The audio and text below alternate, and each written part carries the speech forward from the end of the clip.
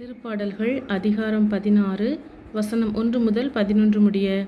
இறைவா, என்னை காத்தருளும். உம்மிடம் நான் அடைக்கலம் புகுந்துள்ளேன்.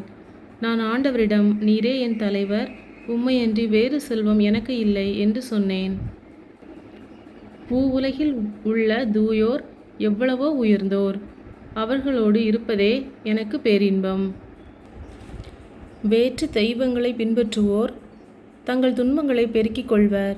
அவற்றுக்கு செலுத்தப்படும் இரத்த பலிகளில் நான் கலந்து கொள்ளேன். அவற்றின் பெயரை கூட நாவினால் உச்சரியேன். ஆண்டவர் தாமே என் உரிமை சொத்து, அவரே என் கிண்ணம், எனக்குரிய பங்கை காப்பவரும் அவரே. இனிமையான நிலங்கள் எனக்கு பாகமாக கிடைத்தன. உண்மையாகவே என் உரிமை சொத்து வளமானதே.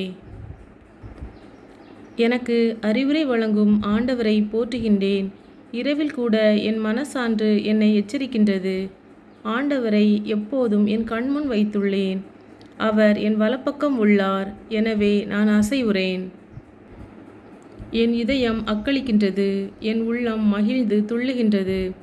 என் உடலும் பாதுகாப்பில் நிலைத்திருக்கும், ஏனெனில் என்னை பாதாளத்திடம் ஒப்புவிக்க மாட்டீர்.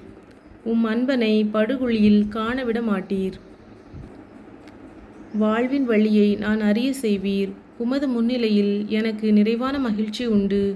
உமது வலப்பக்கத்தில் எப்போதும் பேரின்பம் உண்டு. ஆமேன்.